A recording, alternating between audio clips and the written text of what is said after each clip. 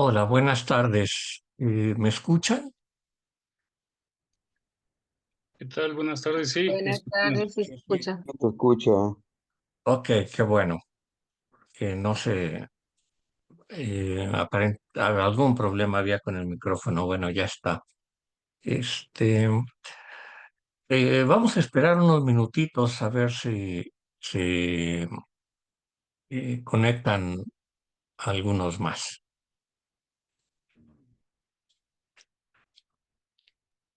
sí, de acuerdo.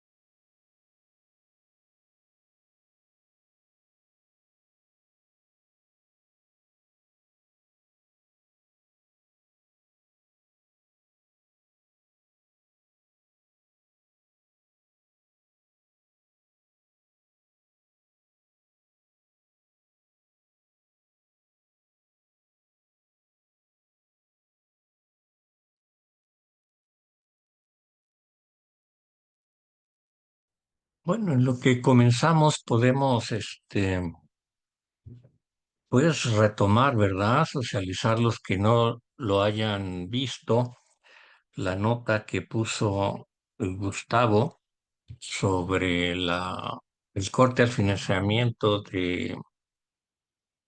de la Corte Interamericana de Derechos Humanos, lo cual pues es realmente preocupante. Gustavo, no sé si quieres comentar rápidamente sobre eso. De acuerdo, no sé si se me escucha.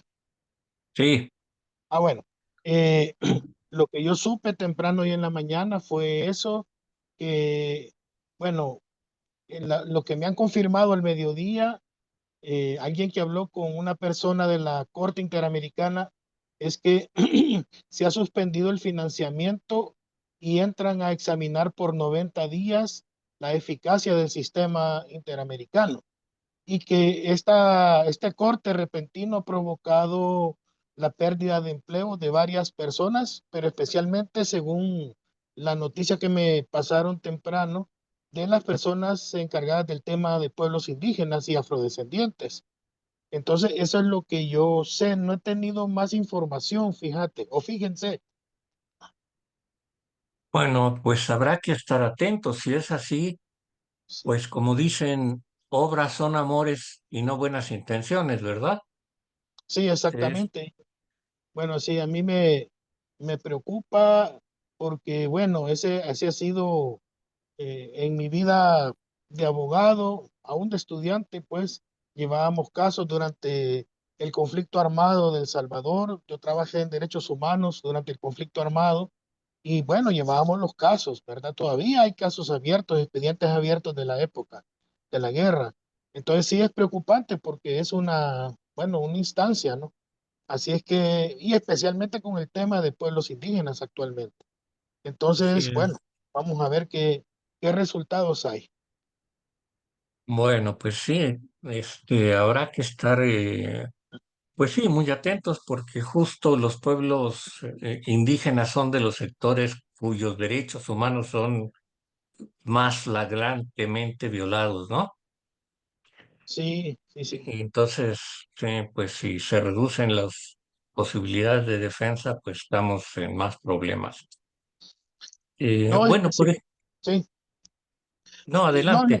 lo que quería decir era que, por ejemplo, el tema, yo estaba muy optimista con el tema de doctrinal y bueno, y de la práctica del control convencional y de que las sentencias de la Corte son erga omnes, o sea, no solo obligan a las partes involucradas en algún caso, sino también a todos los signatarios de la Convención Americana de Derechos Humanos. Entonces, Ujú. por esa vía se había sentado mucha jurisprudencia y daba una extensión bien especial al tema de los derechos de los pueblos indígenas.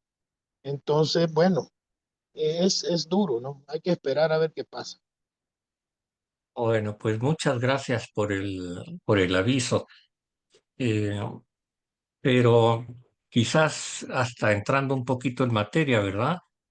El fortalecimiento de las instancias nacionales e internacionales de defensa de los derechos de los pueblos indígenas debería evidentemente ser un asunto en cuestión, ¿verdad? No darlo por sentado, porque evidentemente el retroceso en la defensa de los derechos siempre es una posibilidad muy factible, como estamos viendo. Eh, bueno, pues vamos dando entonces inicio a la sesión de hoy, eh, que trata, de acuerdo con el programa, la cuestión era ver el, pues el Decenio Internacional de las Lenguas Indígenas, ¿verdad? De qué trata, su pertinencia y demás. Aunque ayer en el conversatorio de ayer, pues ya tuvimos un si ustedes quieren, primer acercamiento muy interesante sobre ese mismo tópico, ¿no? En, en particular, a mi modo de ver, es que se manifestó pues algo que no está tan claramente expresado, o quizás sí, pero en otras palabras, pero no tan claramente como lo escuchamos ayer, la parte epistémica, ¿verdad? Y el vínculo de las lenguas con la cultura y la visión del mundo de los pueblos indígenas. Eh, que es un aspecto que debería también estar quizás más presente, ¿verdad? Al hablar de la centralidad de los pueblos. Bueno, primero, un poco en orden, a lo mejor ya lo tienen ustedes presente, lo conocen, pero quizás convenga ver em, la proclamación o cómo fue o cómo está dicha la proclamación de eh, del diseño de los pueblos indígenas, ¿verdad? Esto ocurrió, ay, déjenme ver que estas cosas que se me atraviesan a mí aquí. eh, bueno, ocurrió en la en una asamblea general de la ONU en el año 2020 y en uno de sus puntos, el 24, dice lo que ustedes están viendo ahí subrayado en amarillo, ¿verdad? O sea, la Asamblea General de la ONU, en la sesión, ay, no me acuerdo el número, a ver qué estaba en la página, vamos a ver rapidito. El 23 de enero del 2020, eh, bueno, la resolución aprobada por la Asamblea General el 18 de diciembre del 2019 es la resolución 74, diagonal 135. Ya estoy aquí hablando como abogado, ¿verdad? Digo, a mí me da risa porque no soy abogado, me suena muy raro. Bueno, pero es ahí para que tengan el dato preciso, o para que tengamos la información precisa o puntual. Y lo que dice es esto. En esa sesión y en esa resolución, en el punto 24, la Asamblea General proclama el periodo que ya sabemos como Decenio Internacional de las Lenguas Indígenas a fin de llamar la atención, dice, ¿no? Sobre la grave pérdida de lenguas indígenas y la necesidad apremiante de conservarlas, revitalizarlas y promoverlas y de adoptar medidas urgentes a nivel nacional e internacional, y invita a la UNESCO a que actúe como organismo coordinador del diseño en colaboración con el Departamento de Asuntos Económicos de la Secretaría, ¿no? Pero así es como la Asamblea proclama ese diseño y luego deja a la UNESCO encargada de darle forma, ¿verdad? Y además invita a los Estados miembros de la ONU, de la Organización de Estados Americanos, Estados Unidos, Organización de las Naciones Unidas, a los Estados miembros de esa organización, a que consideren la posibilidad de establecer mecanismos nacionales con fondos suficientes para que celebre con éxito el Diseño Internacional de las Lenguas Indígenas en colaboración con los pueblos, y invita a los pueblos como custodios de sus lenguas a que inicien y elaboren medidas apropiadas para celebrar el Diseño Internacional. Bueno, invita a los estados a que provean los fondos para que se pueda llevar el diseño, ¿verdad? Era lo que ayer señalaba pues nuestra compañera de Bolivia acerca de la falta de fondos. Que en todos lados ocurre, ¿verdad? Pero hay la conciencia de que es necesario el financiamiento, pues. Y la última parte, la participación de los propios pueblos, ¿no? En este proceso. O sea, son dos aspectos, pues, que son importantes a tener en cuenta y que deberían ser parte de, de lo que finalmente fue o cómo se planteó el, el DILI, ¿verdad? Para decirlo en corto, el Diseño Internacional de los Pueblos Indígenas. Eh, bueno,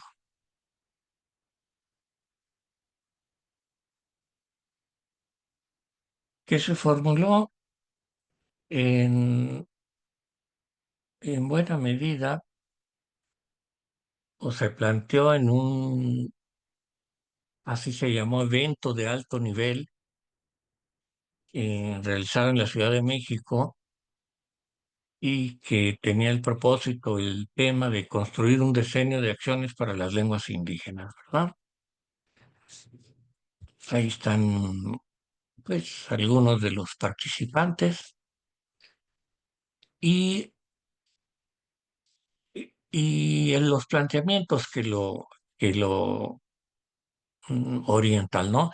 Ayer en el video que vimos, pues más o menos es esto mismo, ¿verdad? Entonces quizás no tiene mucho caso detenerse en ello, es lo que dice de una manera resumida de manera sucinta y muy bien lograda, el contenido del diseño, los propósitos, las líneas de acción y en fin, los principios y orientaciones, como se dice aquí, del mismo diseño, ¿no? Y que son los que escuchamos ayer y quizás, pues, como le decía, no tiene mucho caso detenernos ahí.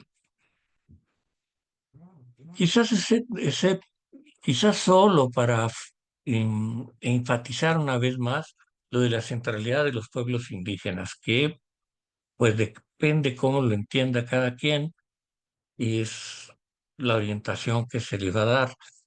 Estos son los principios generales o lo que la UNESCO planteó, ¿no?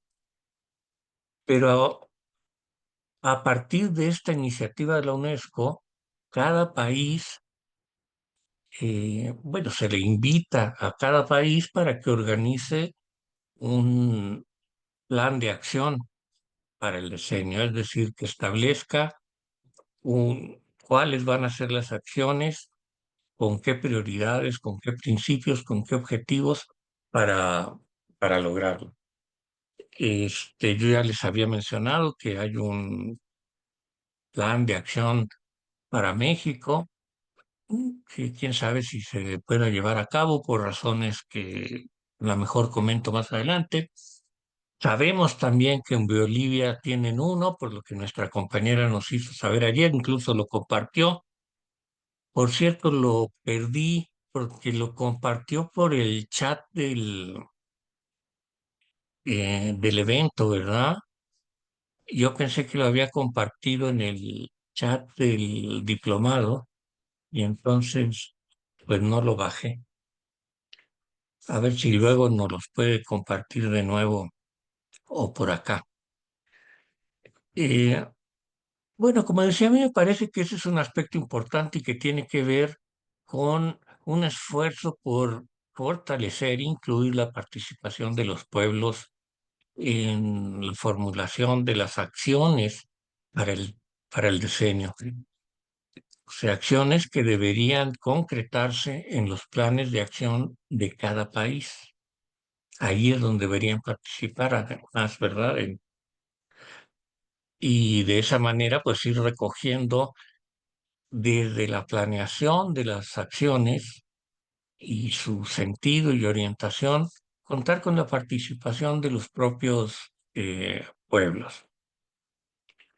Primer cuestión, ojalá que alguien se anime a contarnos en sus respectivos países qué saben sobre esto. ¿Hay planes nacionales de acción? ¿Participaron los pueblos indígenas en ellos, etcétera? Eh,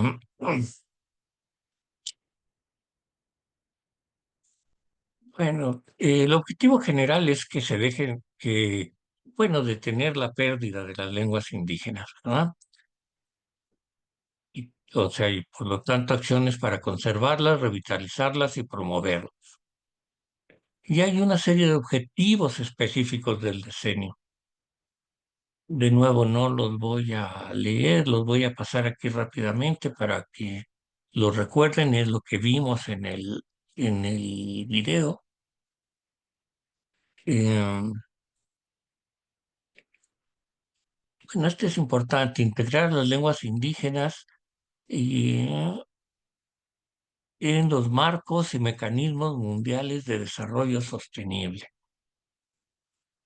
Eh, Es- Bueno, es obvio, ¿verdad? El sentido y la importancia de eso y el desarrollo de políticas que enlacen la diversidad lingüística o las lenguas indígenas más en particular con los marcos y mecanismos para el desarrollo sostenible. Por ejemplo, educación, ¿verdad?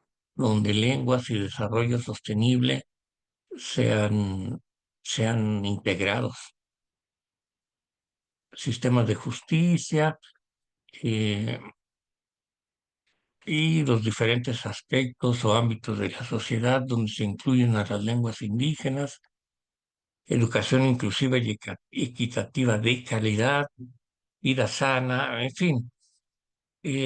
Las lenguas están en todo, ¿verdad? Forman parte de la vida de la sociedad toda y por lo tanto estimularlas, protegerlas, desarrollarlas significa buscar incluirlas un poco en los diversos, en todos esos aspectos de la vida social.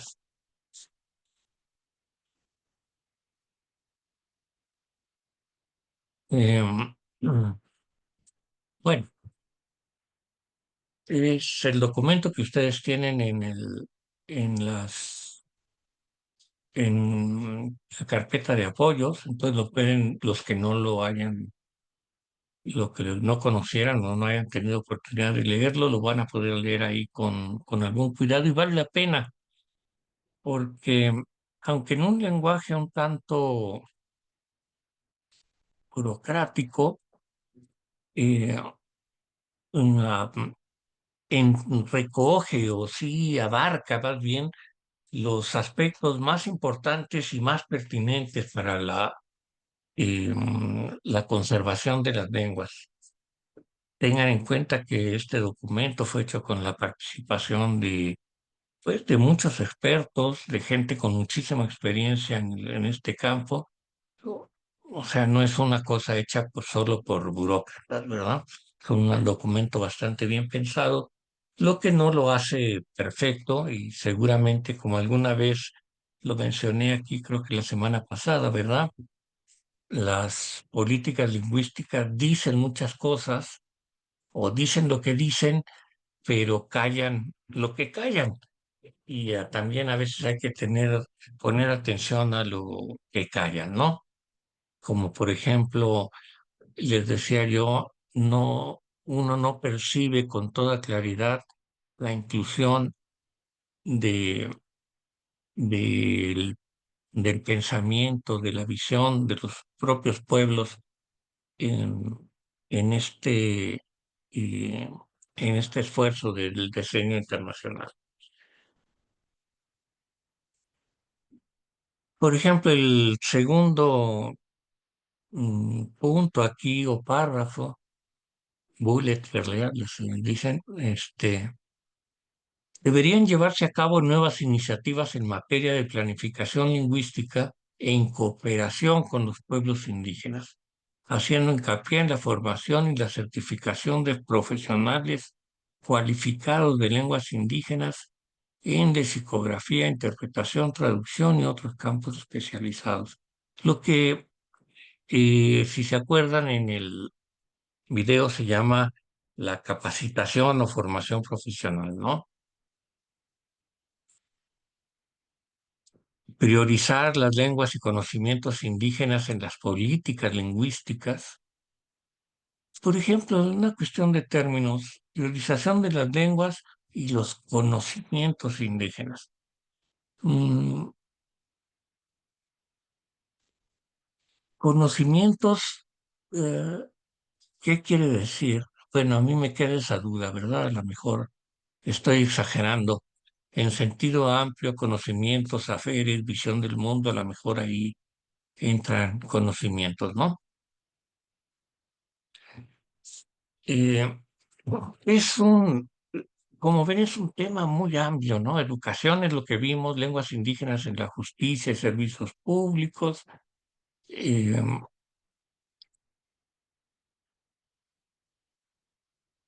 en relación con el cambio climático y la biodiversidad,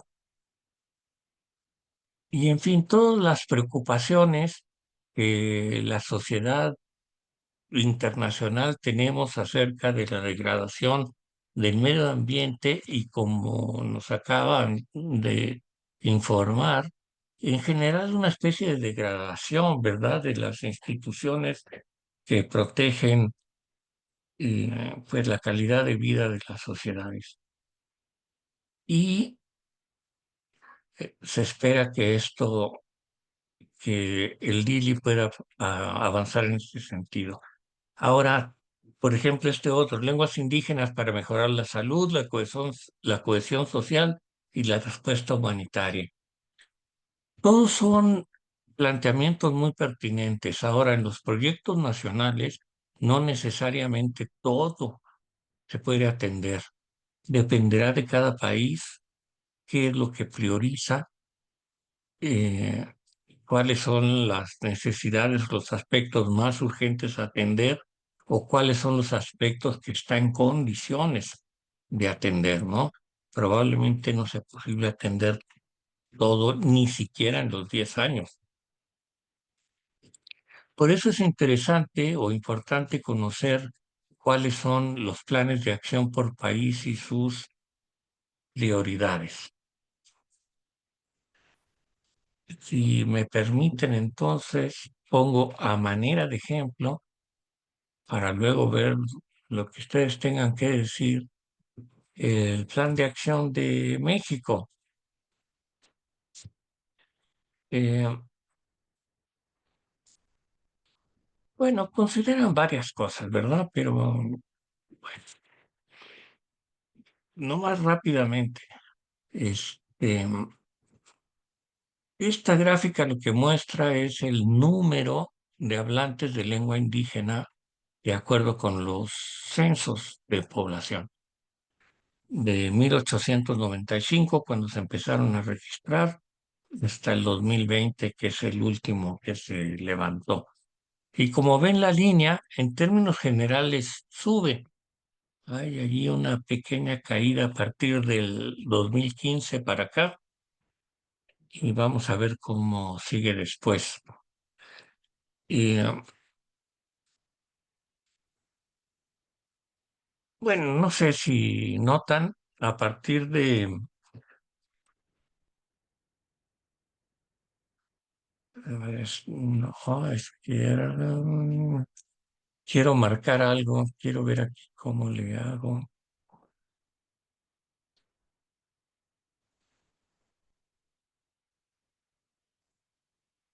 No, bueno, en 1970, de 1970 a 1980, hay un salto casi vertical.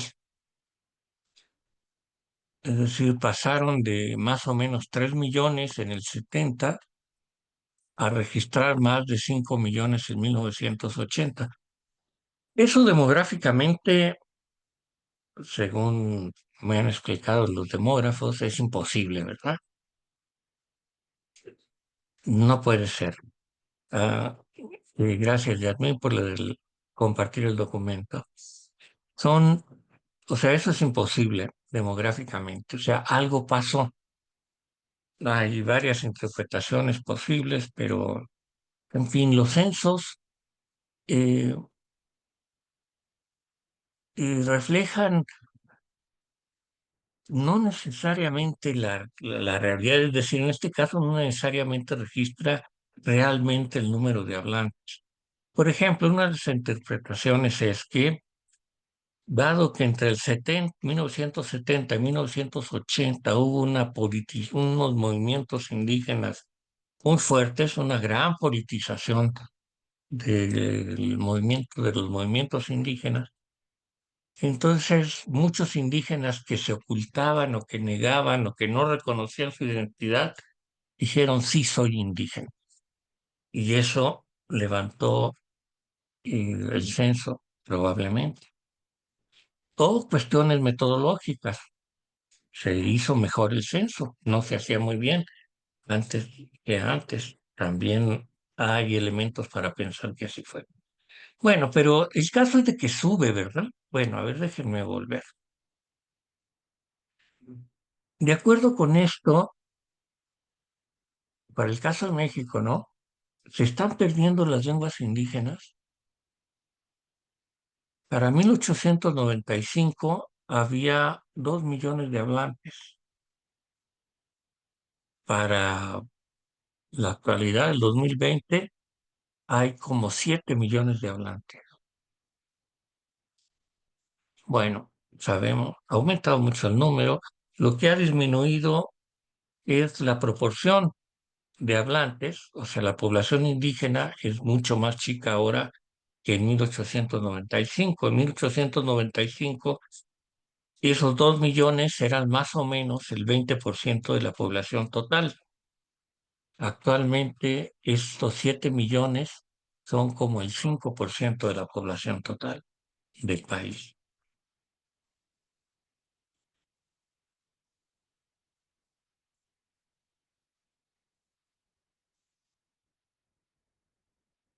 Otro aspecto importante para las políticas lingüísticas, eh, el bilingüismo. En realidad lo que esto registra es el porcentaje de hablantes de lengua indígena que declaran que también hablan español.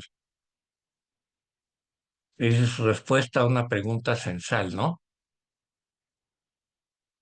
Y, y ha crecido y ha venido creciendo. Anda ya cerca del 90%, es decir, 9 de cada 10 hablantes de lengua indígena en México actualmente habla español o dice hablar español. Y considerando que si hablan español ya no se considera muy necesario dar atención a esas personas en la lengua indígena, pues el efecto no es muy bueno para las lenguas indígenas, ¿verdad? Pero cuando hablamos de que se están perdiendo las lenguas indígenas, tiene que ver más con esto, desde una perspectiva censal, ¿no? no sé si se entiende esta gráfica. Cada, hay como grupitos de columnas de colores, ¿no? Cada grupito corresponde a un grupo de edad. El primer grupito corresponde a los niños de 5 a 9 años, el segundo grupo a los de 10 a 14 y así hasta llegar al último, que son las personas que tienen 50 años o más. Dentro de cada conjunto, la primera columna corresponde al año de 1990, la siguiente está como rojita a 1995, la amarilla al 2000, la azul más claro para el 2005, la que está en verde para el 2010 y la última como gris para el 2020. Entonces, ¿qué significa eso? Significa que en el grupo de edad de 5 a 9 años, en el censo bueno, para 1990, los niños de entre 5 y 9 años eran como el 14% de la población hablante de lengua indígena. En la última columnita del grupo de 5 a 9 años, significa que para el 2020 los niños en ese grupo de edad eran apenas como el 7,5% de la población. O sea que en 30 años pasaron de ser el 14% a ser el 7%, los niños más chicos, ¿verdad? Vamos al último grupo, al de más edad.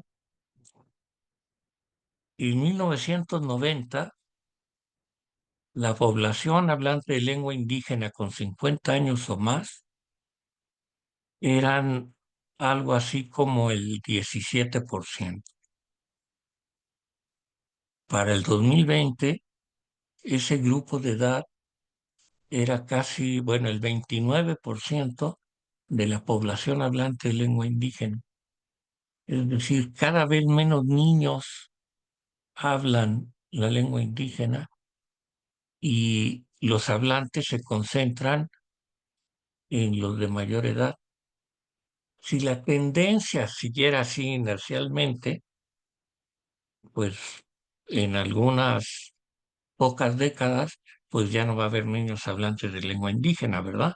Y casi todos los hablantes se van a concentrar en los grupos de mayor edad. Y un poco con sus asegúnes, esa es la tendencia en la mayoría de los países. Ahora, esto es el concentrado nacional. No es así en todas partes en México. Hay regiones donde eh, los niños siguen aprendiendo la lengua, todos los niños hablan la lengua, la siguen aprendiendo, sigue habiendo transmisión intergeneracional y son lenguas con mucha vitalidad oral, ¿no? Y hay regiones donde sí están muy debilitados, peor que lo que aquí vemos en la gráfica, que este es el promedio nacional solamente. O sea, hay zonas peores y zonas mucho mejor o muy bien, pero la tendencia general va en ese sentido, y cuando hablamos de que las lenguas indígenas se están perdiendo, lo que se observa son datos como de este tipo. Eh, pero como digo, no en todos lados es igual. Y nosotros diseñamos políticas para responder a una gráfica así, vamos a pasar por alto que hay situaciones muy distintas en el campo, en los terrenos, en las comunidades, ¿no? Pues no podemos planear solamente así con una visión general, ojo de pájaro, o con criterios muy generales. Entonces, pues sí, cuando eh, la UNESCO señala que hay una alarmante pérdida de las lenguas indígenas, eh, es cierto, en términos generales, ¿verdad? No en todos lados es lo mismo, habrá lenguas que tienen mucha mayor vitalidad y por lo tanto habrá que aprovechar esa vitalidad para seguir estrategias que la fortalezcan. Ahora,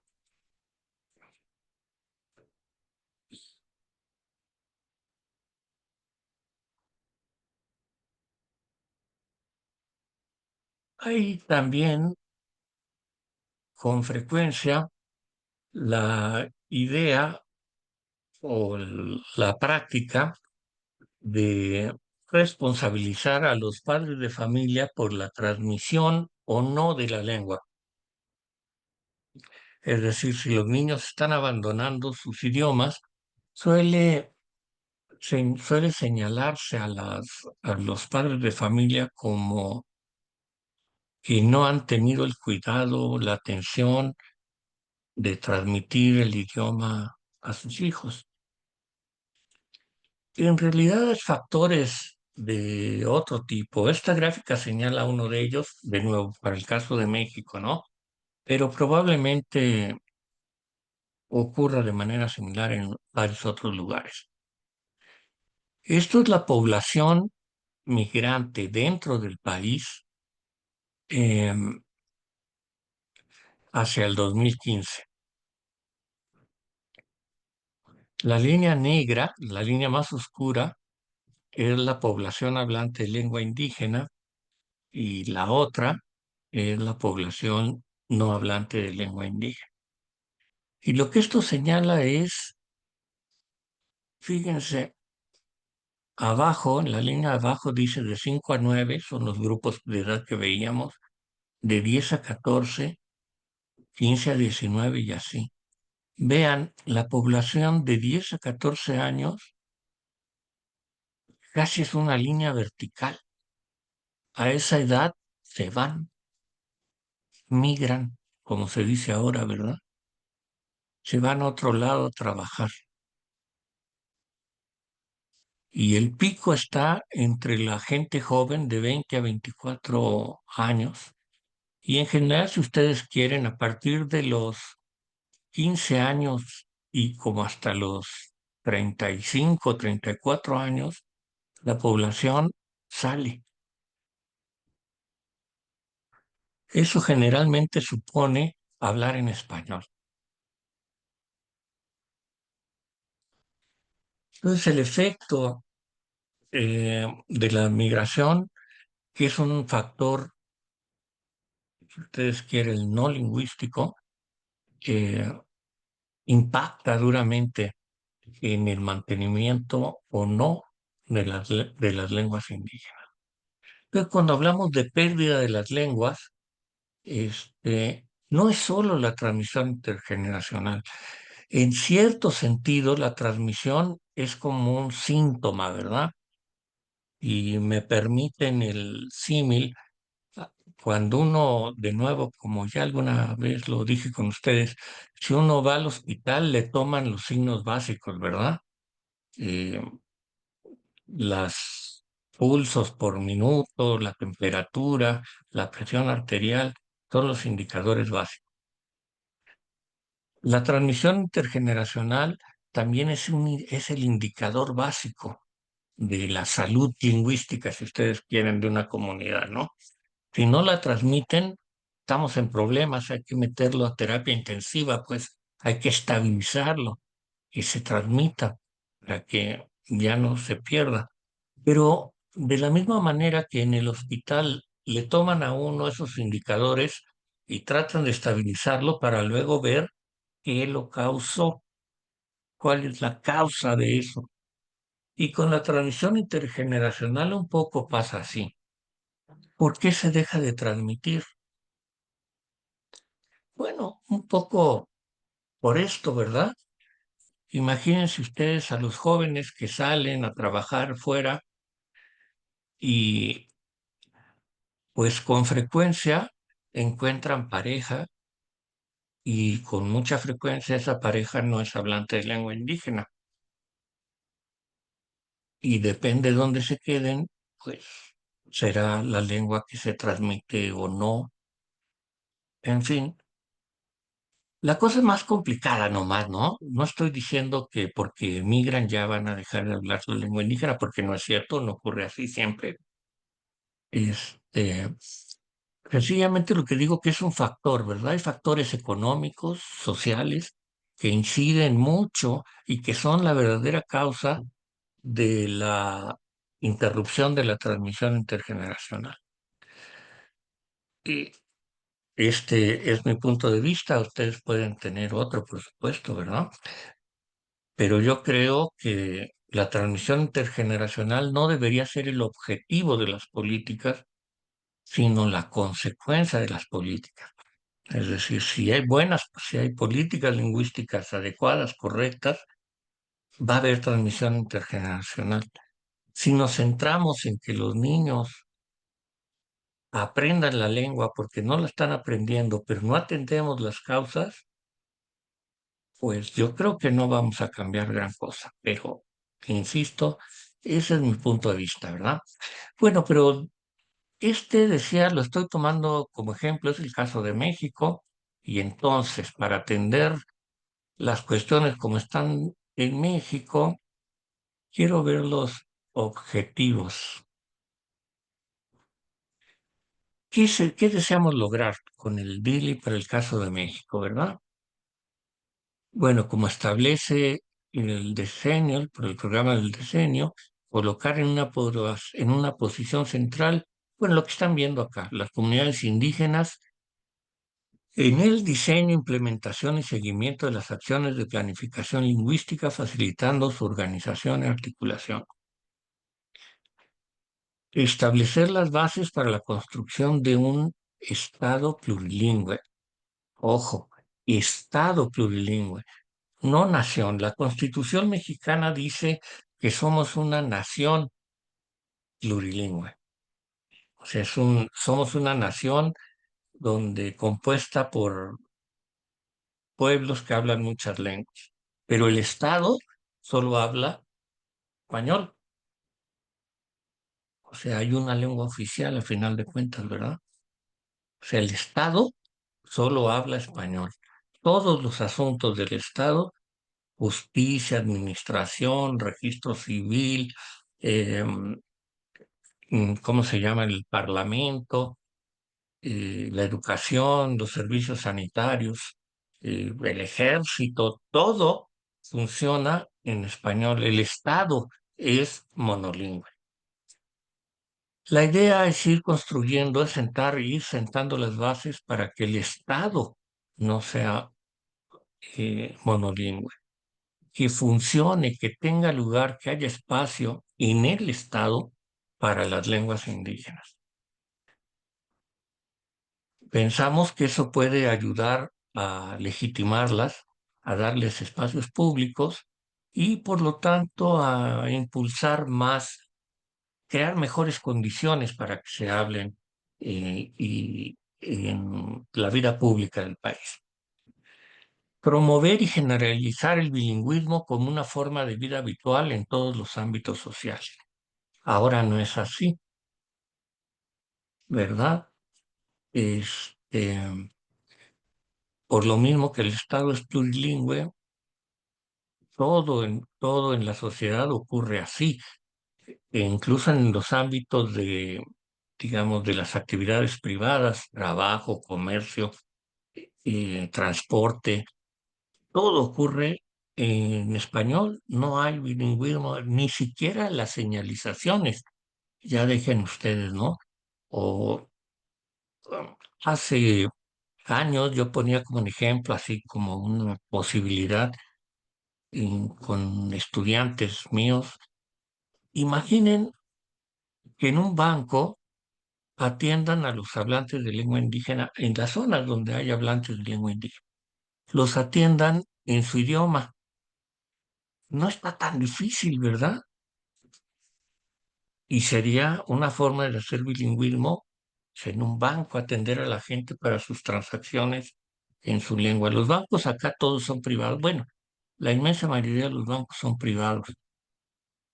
Y fíjense que ocurrió en una sucursal de un banco en una comunidad hablante de mixteco, pues llegó un cajero que hablaba mixteco, no es que lo hayan puesto por eso, sencillamente contrataron un cajero y resultó que hablaba mixteco, era de ahí. Entonces, sin que nadie dijera nada, ni ningún proyecto, ni nada, este muchacho empezó a atender a la gente pues, en mixteco, ¿verdad? Digo, no, no era ninguna política, era nomás la realidad imponiéndose ahí. El efecto fue que los que tenían cuenta en otro banco, porque había otro banco ahí, otra sucursal de otro banco, se pasaron a ese. Y entonces todo empezó a funcionar en, en, en Mixteco. Fue exitosísimo, tanto que a ese muchacho que entró como cajero le hicieron gerente de la sucursal. Interesante, ¿verdad? Bueno, generalizar el bilingüismo como una forma de vida habitual en todos los ámbitos sociales. Angélica, adelante. Sí, buenas tardes, compañeras. Gracias, profesor. Justamente con lo que comenta del banco de este chico donde tuvo la participación del Mixteco, hace poco leía un documento del Consejo Nacional de Evaluación que tenemos aquí en México, que mide la pobreza multidimensional y hacía un análisis justamente sobre los programas de los bancos bienestar que se establecieron en diferentes zonas del país y que están en las comunidades indígenas. Y algo que me llamaba en especial la atención es que una de las recomendaciones y también como un punto que salió como muy fuerte es que las mismas comunidades decían que los cajeros debían de estar en lenguas indígenas porque para ellos era más fácil poder aprender cómo usarlos en lenguas indígenas. Entonces, a mí me pareció como muy importante que las mismas comunidades estén diciendo, es una necesidad que tengo para usar el banco en mi lengua y si lo pueden hacer ustedes, para mí es como importante, ¿no? Y el que lo hayan establecido en este documento en donde dice, bueno, las áreas de mejora para tus bancos son estos, entonces a mí me pareció como un punto muy particular eso, tener esa presencia de las lenguas indígenas en otro aspecto que ya son los bancos, ¿no? Cuando pues se habla de la escuela, se habla de otros aspectos, ¿no? Pero de los bancos también me sorprendía. Creo que por ahí de tener el documento y se los voy a compartir. Es una cláusula muy pequeña, pero hace alusión a las lenguas indígenas, cómo se pueden usar en los bancos y en los cajeros automáticos. Bueno, pues estupendo. También escuchaba hace poco que en el sistema público de salud comienza a haber ya en números importantes personal sanitario que habla lengua indígena. Eh, es decir, ya hay cada vez más la conciencia de la necesidad de dar ese espacio a las lenguas indígenas, que significa, por un lado, hacer el Estado un poco más o menos monolingüe en todo caso, y generalizar el bilingüismo como una forma de vida habitual, como algo normal, ¿verdad? En todos los ámbitos sociales. En Cataluña, en los 60, había el término de normalizar a las lenguas, ¿verdad? Hablaban del catalán, hacerlas normales, que su uso sea una cosa normal. Es un poco la idea. Ahora, en la gráfica que les mostré hace unos minutos, el bilingüismo es muy grande, ¿verdad? La mayor parte de la gente hablante de lengua indígena también habla español, pero no por eso se les tiene por qué negárseles el uso de la lengua en estos espacios de salud, de bancos, de comercio y además de educación, por supuesto, justicia, y no solo como con intérpretes y traductores, ¿no? Porque eso funciona solo para los que no hablan español. Pero los que sí hablan español también, a veces no muy bien, también tienen derecho a hablar su lengua, por ejemplo, ser juzgados o ser atendidos en un banco o en cualquier lugar en su lengua. Y eso daría una gran legitimidad, creo, a las lenguas y ayudaría mucho a mejorar la situación, la legitimidad de las lenguas indígenas y la confianza para hablarlas, ¿no? Y, y al final, crear las condiciones para reanimar el uso familiar y la transmisión intergeneracional de las lenguas, el punto más básico, ¿verdad? Decíamos, pues si no se transmiten, estamos en serios problemas, hay que asegurarnos de que sí ocurra. Revitalizar el uso habitual de las lenguas a nivel, em, a nivel comunitario y regional, ¿no? Y por uso habitual quiere decir el uso oral, ¿no? Que se hablen habitualmente y que sea la lengua de uso diario. Y eso significa que el uso oral, ¿no? A nivel comunitario y regional, colectivamente, y no dejar que el español las reemplace de los espacios donde va incidiendo. Por ejemplo, en las radios. Hay radios comunitarias en lengua indígena en muchos lugares. Eso es muy importante. Eso refuerza el uso habitual de las lenguas. Y entonces se puede hablar, en la radio pues se habla de todo, ¿verdad? Se habla de cultura, se habla de las noticias, se habla de las cosas regionales, comunitarias, se habla de todo. Este, y si se utilizan las lenguas así oralmente, pues los idiomas mismos se van enriqueciendo, se van adaptando, se van actualizando y por lo tanto se van fortaleciendo, ¿no? Revitalizando, si ustedes quieren. Y promover el uso institucional de las lenguas en los tres órdenes de gobierno a partir de criterios de pertinencia, es decir, donde sea pertinente, ¿verdad? No, hay lenguas con muy poquitos hablantes donde, por ejemplo, la presencia de lenguas indígenas a nivel federal o estatal, pues no tiene mucho sentido. Bueno, pero este es el caso de México. Por acá, finalmente, no sé si mm, Yasmín nos compartió el texto de Bolivia. Es Yasmín, ¿verdad? No estoy diciendo mal tu nombre. De, No, no, está bien, sí. está bien. ¿Por qué no nos comentas qué conoces tú de ese documento de Bolivia? Sí, bueno, si es que lo conoces con algún detalle, pues. Claro, puedo, a ver, en este momento lo puedo buscar para poderlos mostrar, pero me tienen que dar unos 3 minutitos para buscarlo y lo puedes poner para todos si gustan. Bueno, vamos viendo, pero entonces, eh, si se fijan, como en el caso de México, no se abordan absolutamente todos los temas que plantea el documento de la UNESCO, pero busca atender lo que está en condiciones de realizar el país. Y se aprovechan eh, condiciones que ya existían. Desde hace algunos años se viene elaborando un proyecto, un programa que se llama de planificación lingüística comunitaria.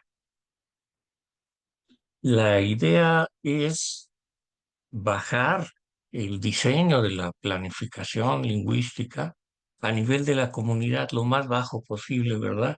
Lo más cercano a la gente. Eh, y por supuesto con la participación mm, de los pueblos. Bueno, titubeo porque es un decir, ¿verdad? De hecho, así se ve. Lo que se busca es la participación como de gente con liderazgo en la localidad, porque hablar de la participación de los pueblos está bien en términos generales, pero en la práctica, ¿qué significa eso? ¿Quiénes son los pueblos? ¿Quién toma la decisión en nombre de los pueblos? Eh, varía de una región a otra, de una localidad a otra, hasta donde, a lo mejor aquí donde anda Angélica, nos puede decir con más detalle eso, ¿no? Pero es un proyecto muy interesante, muy importante, porque busca justo la participación de las comunidades a través de sus mm, autoridades, autoridades no con un cargo, sino con autoridad, con prestigio, con presencia, para tomar decisiones e ir diseñando, ¿verdad? Y que además conocen el lugar y se trabaja de manera conjunta. No es una planificación que se hace arriba y se le lleva a la comunidad, sino se trata de estimular eso y entonces eso se ha integrado en el Plan de Acción de México como parte del lema ese de, eh, como, como dice, nada para nosotros sin nosotros, ¿verdad? Como dice la UNESCO. Y es un poco eso. Entonces se trata de ajustar, participar, contribuir a los objetivos del diseño de acuerdo a las prioridades y las condiciones, en este caso de México, pero cada país tiene las suyas propias. Este, por ahí también está Nicandro, no sé si quieres decir algo sobre la planificación lingüística comunitaria, Nicandro. Sí, sí, claro, con gusto. Sí, como estás comentando sobre el Plan de Acción México, que también por ahí ya les compartimos en el chat al resto de compañeros y compañeras.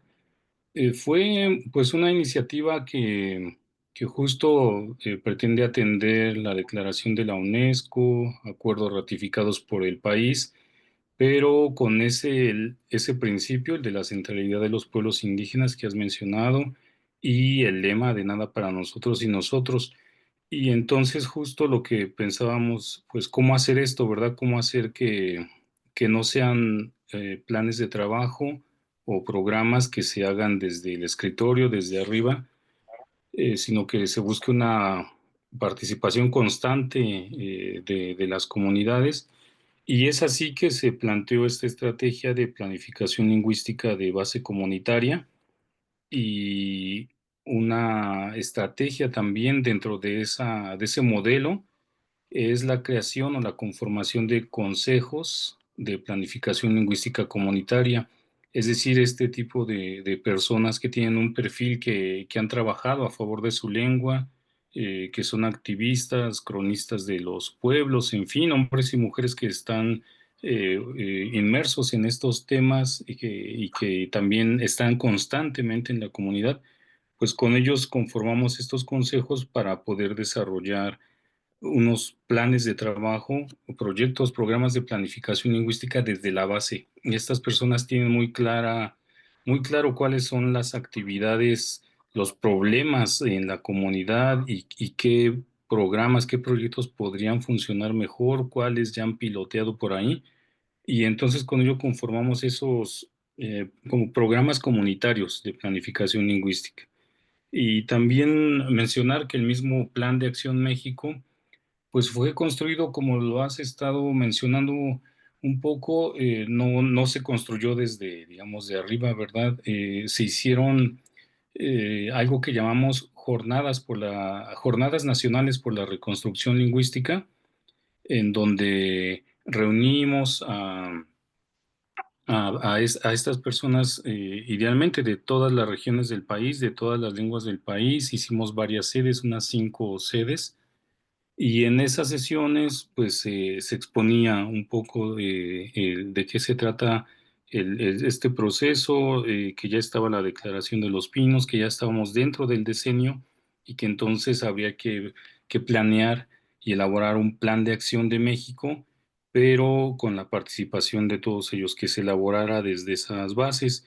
Y fue así como se fue construyendo con estas jornadas de reconstrucción lingüística el documento llamado Plan de Acción México. eh, es muy importante destacar lo que ya decías, el Estado mexicano, pues, aunque la nación se reconoce plurilingüe y multicultural, pues el Estado suele tener una lengua pues digamos, casi oficial, ¿verdad? Que es el español, todas sus actividades, sus documentos y el estatus social, pues es en español. Entonces, justo es eso, como transitar de ese estadio de un estado monolingüe, monocultural, monolítico, a uno realmente multicultural, multilingüe. Y finalmente se obtuvieron allí alrededor de unas 50 líneas de acción que se fueron identificando en estas jornadas y son las que en el documento se declaran como propuestas, como acciones que derivan de esas estrategias expuestas en las jornadas, desde la creación de estos consejos que he comentado de planificación lingüística de base comunitaria, incluso continuar con la creación de institutos municipales de lenguas indígenas, de los cuales hay muy pocos actualmente en el país, pero por ahí hay más iniciativas para formarlos. Y en fin, sería bastante largo comentarlas más a detalle, pero bueno, eso es la parte importante, ¿no? El Plan de Acción México, creado así desde la base comunitaria, con una estrategia, un modelo que se llama Planificación Lingüística Comunitaria, en donde estos consejos se van formando por lengua, también importante decirlo, por lengua o por comunidad con diferentes matices y son, digamos, los interlocutores para poder ir desarrollando las actividades a lo largo del decenio y pues más allá de eso, ¿no? Ya se ha planteado aquí también que un decenio pues es insuficiente para estos procesos. Bueno, creo que es lo que Es. podría comentar. Muy Gracias. bien, muchas gracias. Este, bueno, Yasmín, no sé si estás lista. Sí, justamente quería pedirle permiso para poder presentar, compartir un Adelante. poquito con ustedes. Ya, me van a avisar si logran verlo. Y ya, Yo lo veo, sí. Ya se ve, sí, gracias. Se mira bien, voy a empezar desde el comienzo, ah, desde aquí. Nosotros empezamos este libro, como yo lo he compartido con ustedes, justamente pensando, ¿no? Justo en todo lo que usted nos está mencionando en cuanto a las políticas, los derechos de los pueblos indígenas. Entonces, este librito negrito que he compartido tiene todo esto, ¿no? Estos 4 puntos, que es algo de la historia de Bolivia. También tenemos la creación del IPLC, del Instituto Plurinacional de Estudio de Lengua y Cultura, que es parte también de este decenio de las lenguas, ¿no? Y se crea gracias a la ley 070, Avelino Siñani y Elizardo Pérez, la ley de educación.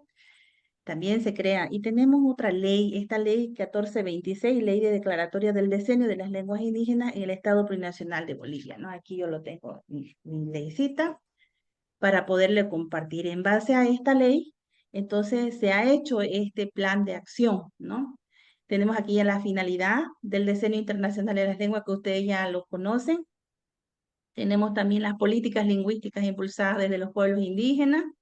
Nosotros en Bolivia desde 1990 estamos ya trabajando y luchando por esta reivindicación de los pueblos indígenas. Aquí tenemos la oficialización también de los idiomas indígenas, que es gracias a la Constitución Política del Estado y la lucha de los pueblos indígenas que hace mucho tiempo que están en esta lucha de poder ser oficializados estas lenguas. Son 36 las que oficializa y con el castellano serían 37, ¿no? Tenemos otras lenguas que es el joaquiniano, el carmelitano, que viven en Bolivia, pero no están oficializados todavía, ¿no? Y esa es una lucha también que queremos abrir un poco la brecha de la constitución política del Estado para que se pueda incorporar estos otros idiomas. Aquí tenemos también la situación de las lenguas en Bolivia. Decimos que lo hemos tomado del censo 2012, ¿no? Que tenemos a nivel nacional que solo el 27.5% de la población aprende a hablar a un idioma originario y el resto lo hace en castellano, el 71.6%, ¿no? Y el problema que tenemos clave para el silenciamiento de las lenguas es la progresiva interrupción de la transmisión intergeneracional, como usted ya lo había mencionado, ¿no? Ello guarda relación con la insuficiente uso de estos idiomas en la esfera pública e institucional en general y en particular en la educación, ¿no? Eso es lo que se ha basado en eso. Y aquí ya tenemos ya cómo está conformado esta ley y cómo lo estamos viendo este plan de acción, ¿no? Primero se está mirando con el Estado. Está el Ministerio de Relaciones Exteriores, está el Viceministerio, la Vicepresidencia del Estado Plurinacional de Bolivia, está el Ministerio de Educación, y especialmente la Unidad de Política Intracultural, Intercultural y Plurilingüismo. Tenemos el Ministerio de Cultura, la Descolonización y Despatriarcalización, y el Instituto Plurinacional de Estudios de Lengua y Cultura, el IPC. Eso está basado en tres grandes comités, ¿no? La conformación del comité, el directivo de este diseño de las lenguas, ¿no? Tenemos la otra parte que es la organizacional de las organizaciones sociales que están dentro de ellas, está la Confederación Sindical Única de Trabajadores Campesinos de Bolivia, la CETUCB, la Confederación Nacional de Mujeres Campesinas e Indígenas Originarias de Bolivia, las Bartolinas Sisa. Tenemos el Consejo Nacional de Ayllus y Marcas de la Collasuyo, el CONAMAC. Tenemos la Confederación Sindical de Comunidades Interculturales Originarios de Bolivia. Tenemos la Confederación de Pueblos Indígenas Originarios Chaco y Amazonía Boliviana, que es la CIDOB. Tenemos la Coordinadora Nacional Comunitaria de Consejos Educativos del Pueblo Originario.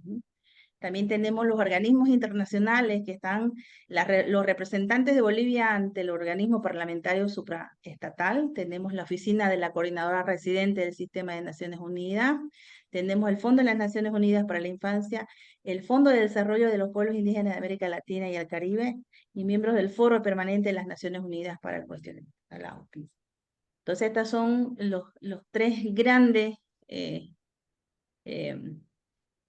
instituciones que se dividen para poder, bueno, no se dividen, son la conformación del comité, el Estado, las organizaciones sociales y los organismos internacionales.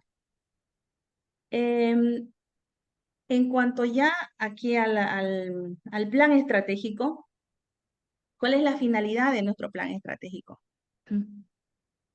Como pueden ver aquí, tenemos la finalidad que el plan tiene como finalidad hacer efectiva la oficialidad de las lenguas indígenas originarias consagradas en la Constitución Política del Estado y la legislación vigente en materia de derecho y políticas lingüísticas. El objetivo de este plan de acción es fomentar el uso, la conservación y el desarrollo de las lenguas indígenas, garantizando a los pueblos indígenas, originarios y campesinos el ejercicio de los derechos culturales y lingüísticos prescritos en la Constitución Política del Estado Plurinacional y en las normativas específicas sobre la materia. Tenemos 6 objetivos, como ayer yo lo mencionaba, estos 6 objetivos. Aquí. Uno que es concienciar a la sociedad boliviana en su conjunto sobre la situación de las lenguas originarias y los derechos culturales y lingüísticos de los pueblos indígenas originarios y campesinos.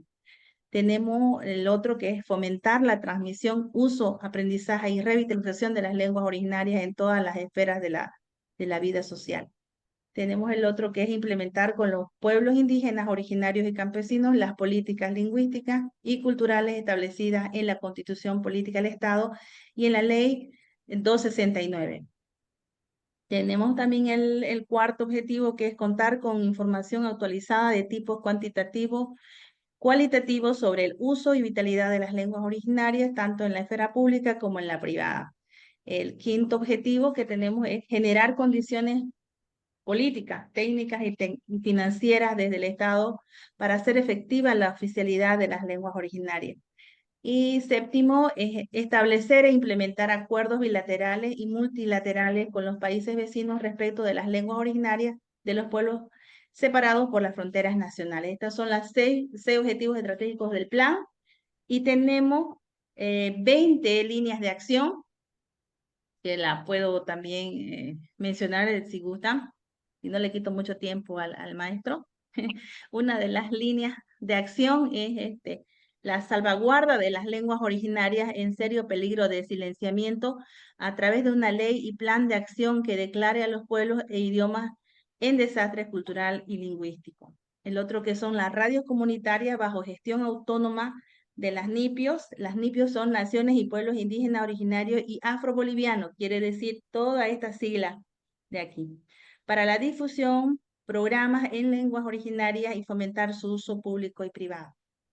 La tercera línea de acción son las campañas nacionales integrales para la difusión de las importancias y uso de las lenguas originarias. El otro es la promoción y desarrollo de las lenguas originarias en el mundo digital. El quinto es la familia y su papel en la revitalización cultural y lingüística. La sexta línea de acción es las comunidades de hablantes y su papel en la recuperación y revitalización de las lenguas originarias. La 7 línea de acción es juventudes indígenas y su papel en la recuperación y revitalización de las lenguas originarias. La 8ª línea es programas de aprendizaje en lenguas originarias. Tenemos la 9ª que es programa de formación de traductores e intérpretes. Tenemos el otro que es formación en elaboración de materiales educativos diversos para apoyar el aprendizaje y uso de las lenguas originarias. Y tenemos la 11ª línea de acción que es formación en recuperación y revitalización en lenguas originarias. En la 12 línea de acción es desarrollo de capacidades humanas y profesionales para la revitalización cultural y lingüística entre los funcionarios del IPLC y los ILC y de los dirigentes de organizaciones sociales. Es donde la institución donde yo estoy trabajando ahorita. El otro es las campañas nacionales integrales para la difusión de la importancia y uso de las lenguas originarias. La 14ª línea de acción es estudios sociolingüísticos sobre el estado y situación de las lenguas originarias. La 15ª es alianzas con universidades, centros de investigación, institutos de estadísticas y ONG para la recolección y análisis de información.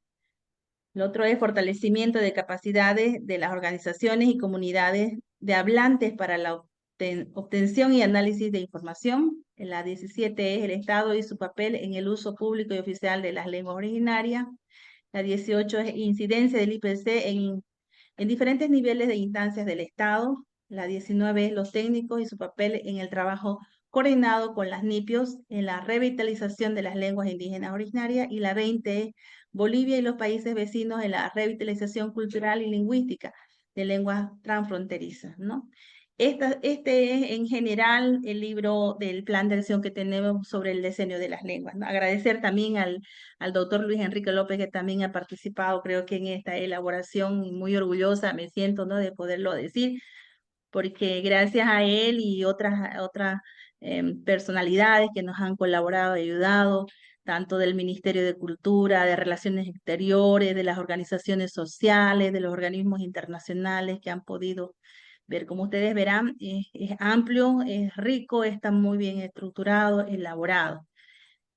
Pero si ustedes logran ver el libro, en ninguna parte nos dice que hay algún financiamiento o presupuesto para poderlo ejecutar. Nosotros como IPLC estamos en todas las maneras en nuestros ámbitos a nivel nacional, estamos batallando, estamos luchando, pero también se nos hace un poco complicado cuando no hay financiamiento, cuando no hay apoyo de otros ministerios, ¿no? Por ejemplo, ahora actualmente, cada año se hace el cambio de presidencia pro tempore. Estaba el año pasado, el 2024, estaba el Ministerio de Educación, que aún sigue.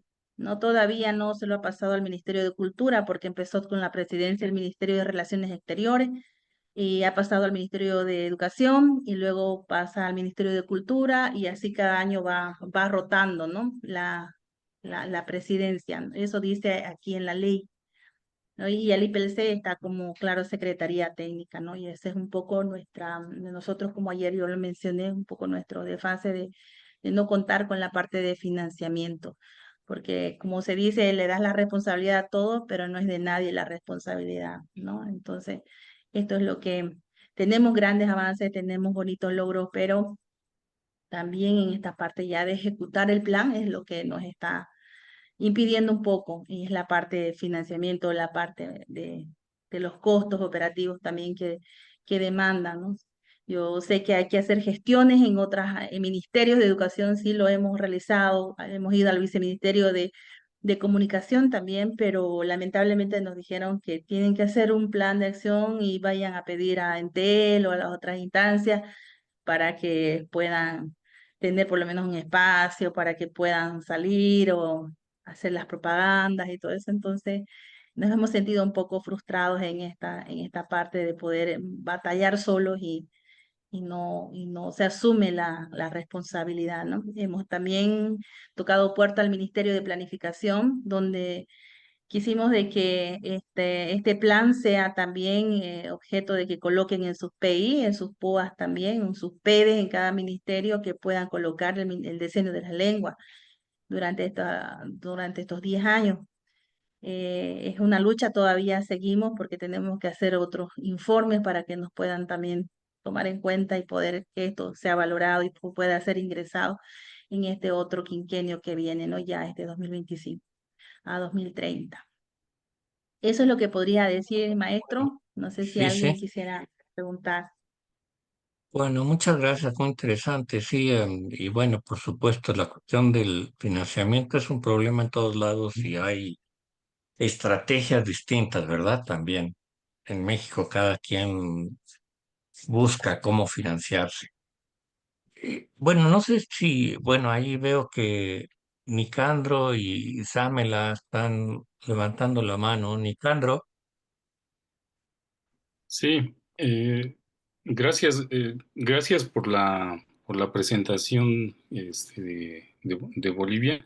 Nada más quería comentar, pues sí, al final de su presentación, pues coincidimos en mucho con las líneas de acción que presentó. 20 por allá veo, nosotros 50, pero en general son muy similares. Y pensaba esto último que comentaba de que finalmente como que a quien le toca, ¿verdad? La misma situación, la parte financiera es muy similar. O sea, están declaradas las líneas de acción, los propósitos generales, en fin, incluso una ruta estratégica que por ahí hemos estado planteando. Hemos conformado a la fecha 20 consejos de planificación lingüística comunitaria y pues ellos también nos dicen, bueno, y cuándo vamos a operar? O con qué más bien vamos a operar, ¿verdad? Ahorita se han estado conformando, pues como honoríficamente, sin pues digamos, un recurso.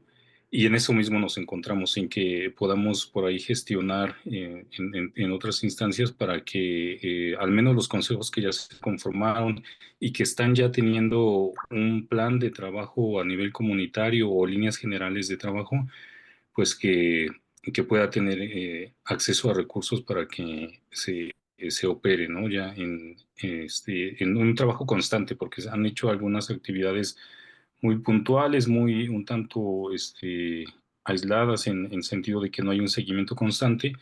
Y en esa situación nos encontramos también que pareciera que nos toca a todos, pero no específicamente a nadie, y especialmente en el tema de recurso. Cuando vamos con los presidentes municipales y les planteamos que también a ellos les corresponde, pues lo mismo, ¿no? Ellos están en dónde gestionan el recurso para este tema que no tenían en su radar, en su plan de desarrollo municipal.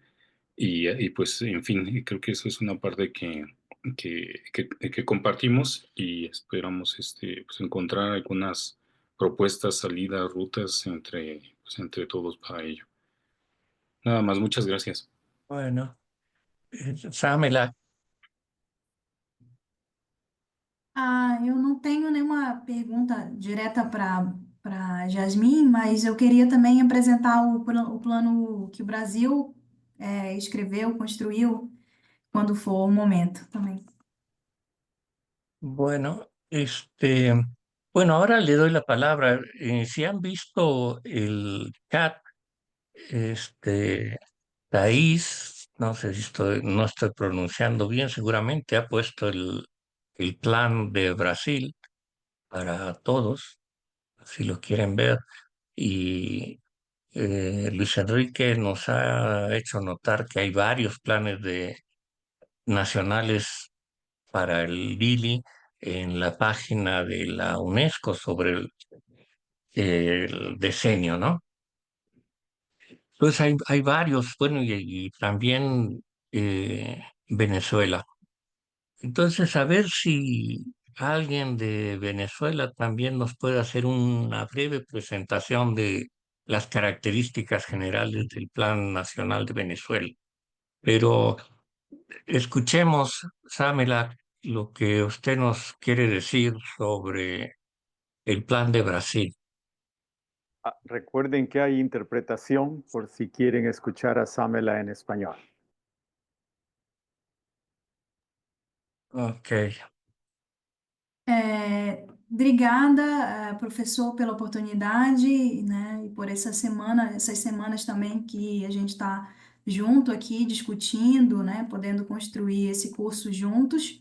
Parabenizar os colegas que apresentaram seus planos de ação. Eu acho que é muito importante esse momento que a gente tem a oportunidade de ter contato, né, e ver as perspectivas de cada país, de cada grupo, né, como se organizou o que delineou aí para essa década, né? E eu sou do Grupo de Trabalho Nacional para a Década Internacional das Línguas Indígenas no Brasil.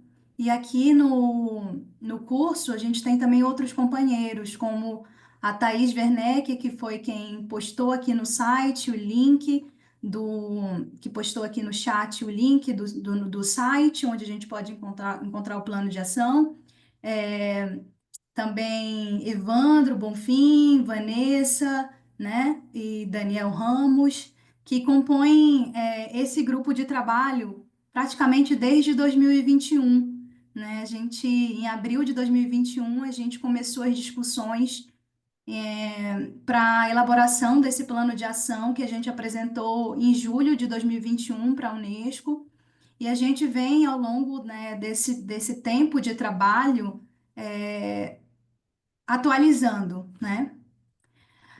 Deixa eu ver se eu consigo compartilhar com vocês. Eu queria compartilhar diretamente no site, para que depois, se vocês quiserem terem a curiosidade de olhar, acredito que eu já estou compartilhando, acho que sim. Essa página é sí. decadalinguasindigenasbr.com, já está, né? Está compartilhado, né? Apresenta algumas das ações que a gente vem construindo desde 2021, né? Essa página a gente fez com um edital de um financiamento que a gente conseguiu da Embaixada dos Estados Unidos no Brasil. A gente conseguiu criar esse website que ainda está em construção. E aí a gente pode encontrar aqui também o plano de ação, né? Quando a gente clica aqui sobre nós, essa foto que está aparecendo aqui no banner é uma foto do primeiro encontro que a gente conseguiu organizar, né? O Grupo de Trabalho Nacional é um grupo autônomo, né? Nós não temos, é um grupo autônomo protagonizado pelos povos indígenas, né? Nós temos atualmente mais de 50 representações no Grupo de Trabalho Nacional de indígenas que representam seus povos, né? Dentro do conjunto aí de 315 etnias no Brasil, e que constroem esse grupo de trabalho desde 2021, por volta de abril, né? A gente tem redes sociais lá, canal do YouTube. Nossa primeira live né, de lançamento desse GT foi em agosto de 2021. E a professora Altaci, a Altaci Kokama, que também pertence aqui ao nosso curso, é uma das precursoras desse grupo de trabalho, né? É um grupo de trabalho heterogêneo, mas que tem como mote principal aquilo que a gente vem conversando aqui, está na Declaração de Los Pinos, nada para nós sem nós, e que os povos indígenas, enquanto princípio da declaração, devem estar à frente da implementação e de todo o debate que envolve a década das línguas indígenas.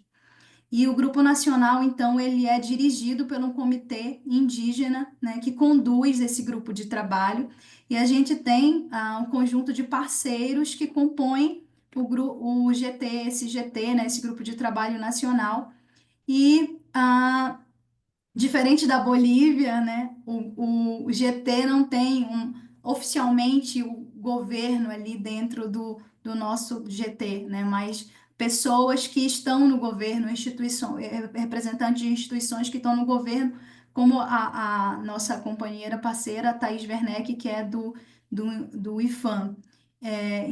Aqui embaixo, a gente consegue clicar no plano de ação e ter uma ideia do que é o plano. Depois a gente pode também colocar lá no nosso grupo de WhatsApp.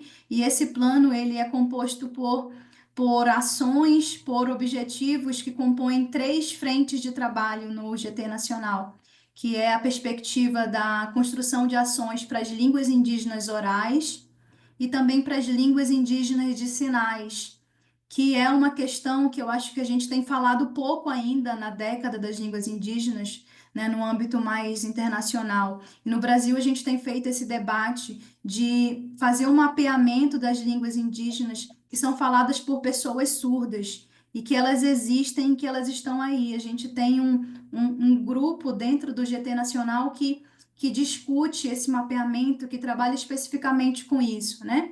E também, então, a gente tem dessas 2 frentes de trabalho, as frentes de trabalho que prevê questões especificamente a valorização, né, a criação de políticas, de instituições de políticas linguísticas para as línguas indígenas orais, mas também para as línguas indígenas de sinais.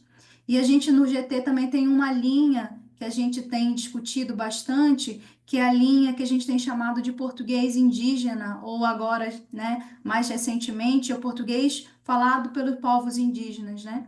Enquanto língua étnica, alguns povos têm o português como língua étnica e também um debate muito importante de falarmos sobre a dignidade desse português, né? Desse português que é um português específico falado pelos povos indígenas e não é a mesma variedade de português falada no Brasil inteiro. O Brasil, né, é um país muito grande e também com muitas variedades diferentes do português, né? Então, esse aqui é o nosso plano de ação. Dentro dele, a gente apresenta o que é o GT e como ele está formado, né? Principalmente apresentando a coordenação do GT como uma coordenação indígena, né? São os indígenas que estão à frente das políticas e das decisões diretamente. A gente apresenta nesse plano algumas concepções que a gente tem sobre políticas linguísticas. A gente pensou em algumas ações e alguns objetivos, né, que a gente tem para alcançar nessa década. Ações, por exemplo, como o próprio evento presencial que a gente fez em 2023, que mesmo com pouco financiamento, a gente conseguiu fazer um evento com uma média de 150 pessoas no coração da Amazônia, na cidade de Manaus, no estado do Amazonas. E a gente planeja fazer um evento também esse ano presencial, mais ao sul, mais ao centro-oeste do Brasil. E um outro projeto que a gente tem organizado e pensado é o mapeamento das línguas, né? Falei ainda há pouco da necessidade da gente conhecer as línguas indígenas de sinais que são faladas no Brasil, mas também é uma necessidade da gente mapear as línguas indígenas no Brasil, e a gente tem feito, né, tem trabalhado isso como um mote importante para que a gente conheça o retrato, né, do que são as línguas indígenas no Brasil e da vitalidade da situação que essas línguas têm, né? Então, esse é o nosso plano de ação. E se os meus colegas que estão aqui, né, no curso quiserem falar alguma coisa que eu esqueci de falar, né, e às vezes também não falei com tanto detalhe do plano, mas falei mais do trabalho numa perspectiva mais geral, eu acho que seria interessante também compartilharem suas experiências dentro desse grupo. Obrigada, professor, pela oportunidade. No, al contrario. Eh, bueno, no sé si alguien más del Brasil, como decía Samela, quisiera mencionar algo. Eu posso só complementar, assim, a Samela já falou muito bem, explicou muito bem uma coisa que talvez seja diferente do Brasil em relação aos demais países, é que nós somos realmente um país continental, né? Isso é muito grande. Então, é importante dizer que também foram divididos, esse grupo de trabalho tinha representantes das 5 regiões do Brasil, para poder justamente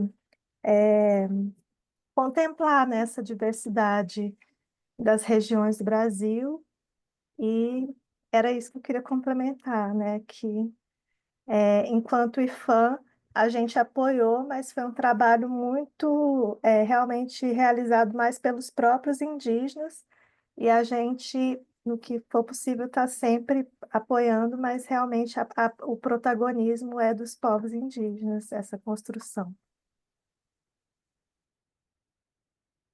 Muy bien, gracias. O Olá, sea, casi como 5 países entonces, ¿verdad? olá, Este, com licença, aqui Vanessa também. Oi, Sam, obrigada por ter apresentado, tá aí. sí, Sou Vanessa Sagica, professor, satisfação estar aqui com vocês. Então, esse plano, ele para a gente, no sentido de políticas linguísticas, né, já que estamos tratando sobre políticas linguísticas nessa esfera, ele tem sido um documento fundamental, né, para a gente conseguir desenvolver outros documentos que nos sustentam em algumas apresentações, né? Então, com base nesse plano de ação, quando você falou nessas últimas aulas que aonde a gente consegue alguns documentos que eles possam embasar certas ações, né? Então, quando a gente pensa em políticas linguísticas, esse documento, ele, para muitas instituições, ele tem sido um guia para entender como nós estamos pensando a língua indígena, como nós estamos pensando as nossas ações. Então, esse plano de ação, ele também já deu outros frutos de outros documentos, né, que são as nossas diretrizes, que está aí nesse site também. Então, nós temos uma diretrizes para as políticas linguísticas. Ele serviu como também um parâmetro para uma criação de um departamento dentro do Ministério dos Povos Indígenas, onde a gente pôde exigir, né, ou vamos dizer assim, solicitar que a gente tivesse um departamento de línguas e memórias.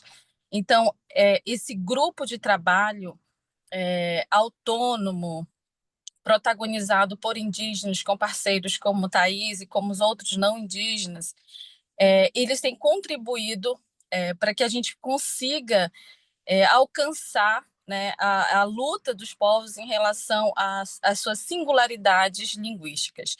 Então, assim, quando a gente pensa em uma educação específica, a defesa das línguas, a manutenção das línguas, como você falou, que vai ser uma consequência perpassar a língua, esses tipos de documentos eles têm nos sustentado para a gente defender as nossas línguas indígenas. Então, as políticas linguísticas que nós estamos pensando é muito com base nesses documentos, principalmente porque quem está desenvolvendo eles são as necessidades desses povos indígenas, né? Então, assim, agora vai ser lançado esse ano a cartilha para essas três esferas que a Samila apresentou, né?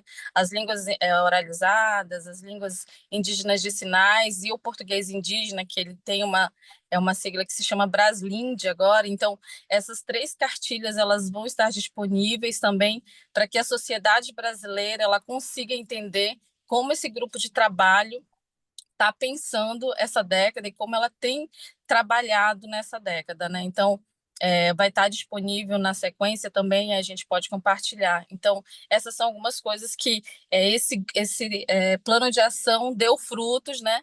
E que a gente está trabalhando em cima dele, assim, para conseguir alcançar, né, os nossos direitos linguísticos. Obrigada, Thaís. Obrigada, Sam. Obrigada, professor.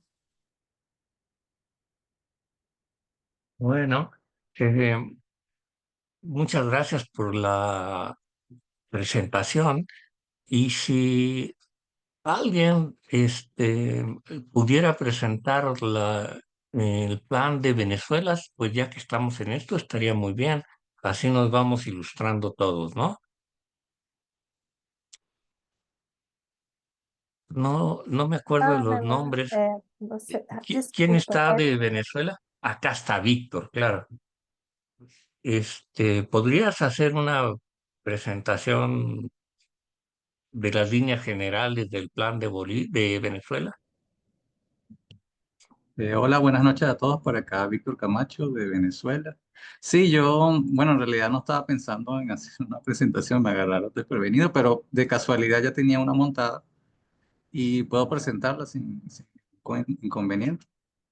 Déjame buscarla por acá. Eh,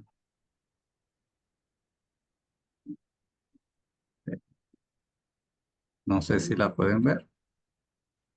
Sí, yo sí la veo bien. Ya, voy a comenzar Sí, se ve. desde el principio. Bueno, nosotros publicamos nuestro Plan Nacional en el año 2023 y lo denominamos Plan Nacional de Preservación, Fortalecimiento y Revitalización de los Idiomas Indígenas en Venezuela. Para esta presentación yo tengo todo el contexto de lo que son los idiomas indígenas y sus pueblos en Venezuela. No me voy a detener mucho en esto. También lo que está, el marco jurídico en el que está vinculado todo este plan, todo nuestro marco jurídico nacional. En este caso sería la Ley de Idiomas Indígenas. Son las competencias del Instituto Nacional de Idiomas Indígenas, que es del que formo parte. Eso sí lo voy a pasar rápido. Y me vengo para acá como tal, para el plan. ¿Cuál sería la misión de nuestro plan? Este sería coordinar la acción institucional y propiciar la participación de las comunidades indígenas para la protección y fortalecimiento de idiomas indígenas de Venezuela. Su visión sería constituirse como un instrumento efectivo de implementación de las políticas públicas para la preservación, revitalización y fortalecimiento de los idiomas indígenas de Venezuela. ¿Cuáles son los principios rectores de este plan? Nosotros fijamos, creo que 8 o 9. Uno es la universalidad, la indivisibilidad e interdependencia en relación al tema de los derechos humanos, la progresividad de los derechos, la igualdad sustantiva establecida y practicada, la igualdad y equidad de género, la interculturalidad, la corresponsabilidad, la complementariedad, la interagencialidad y articulación, tiene que ver con las diversas instituciones del Estado, y la atención prioritaria a grupos en situación de vulnerabilidad. Este se refiere más que todo a cómo se compagina este plan de acción de nuestras lenguas indígenas con otros planes nacionales. En nuestro caso sería el Plan de la Patria, 3RNet, los planes de la UNESCO, que no me voy a detener mucho en eso. También cómo se vincula con el que nosotros llamamos Plan de la Patria de las 7T o de las 7 transformaciones. No me quiero detener, matriz de metas. Nosotros también fijamos para nuestro plan unos ejes transversales que vienen a ser como las diversas consideraciones que nosotros debemos tener en las diversas estrategias y acciones para este plan. Una de esas consideraciones sería tener en cuenta lo que es la mujer indígena, los niños y niñas indígenas, la inclusión y participación de jóvenes indígenas, los sabios y sabias indígenas. Para nosotros son los adultos mayores, los que llevan todo este conocimiento de los pueblos, los traductores e intérpretes indígenas, las personas con discapacidad, el tema de lo que son las nuevas tecnologías, las publicaciones, diccionarios, libros, etcétera. También el tema de la cooperación internacional y el de los ámbitos fronterizos y transfronterizos. Para cada uno de los ejes transversales tenemos un indicador, por ejemplo, mujer indígena, cantidad de mujeres participantes en talleres de formación, cantidad de funcionarias públicas participantes en talleres de formación, y así cada uno de los ejes transversales fijamos un indicador para ir estableciendo más o menos algunas metas de lo que se ha venido cumpliendo o de lo que podemos hacer cumplir en cuanto a este plan. Serían en total 9 ejes transversales. Hay algunas líneas temáticas, pero no me quiero detener tampoco en esta. El plan como tal tiene 5 líneas estratégicas. La primera sería la creación de condiciones favorables para el intercambio de conocimientos y buenas prácticas en relación con las lenguas indígenas. El segundo sería integración de las lenguas indígenas en las políticas públicas a nivel nacional. El empoderamiento mediante el fomento de la capacidad de jóvenes, mujeres y adultos mayores indígenas. El cuarto, el crecimiento y desarrollo mediante la elaboración de nuevos conocimientos. Y el quinto, aumentar la comprensión, la reconciliación y la cooperación internacional. Para cada línea estratégica se fijó también diversas líneas de trabajo, es decir, como una manera de operativizar todas esas líneas estratégicas Y cada línea de trabajo también tiene una acción específica. Por ejemplo, en la línea estratégica 1 tenemos la creación de condiciones favorables para el intercambio de conocimientos y buenas prácticas en relación con las lenguas indígenas. Una línea de trabajo, la primerita sería el 1.1, incentivar la formación sociocultural y lingüística. Una acción específica para esto, nosotros hace un par de años creamos una revista dentro del instituto llamada Aracachitupi, que es una de las acciones sería la difusión periódica de esta revista, que la cuestión es que fuera cada 6 meses. La publicación de boletines trimestrales también, crear talleres, seminarios o cátedras de formación lingüística indígena. Y así sucesivamente, tenemos varias líneas de trabajo por cada una de las líneas estratégicas y por cada línea de trabajo hay una acción o varias acciones específicas. Realmente no me he puesto a contar cuántas líneas de acción son, o cuántas acciones específicas, pero por cada una son varias. Y en sí, eso sería, en términos generales, en lo que consiste nuestro plan nacional. No sé Muchísimas gracias. si tienen alguna pregunta. Pues si alguien quiere hacer alguna pregunta o intervención, parece que no. Bueno, pero estas,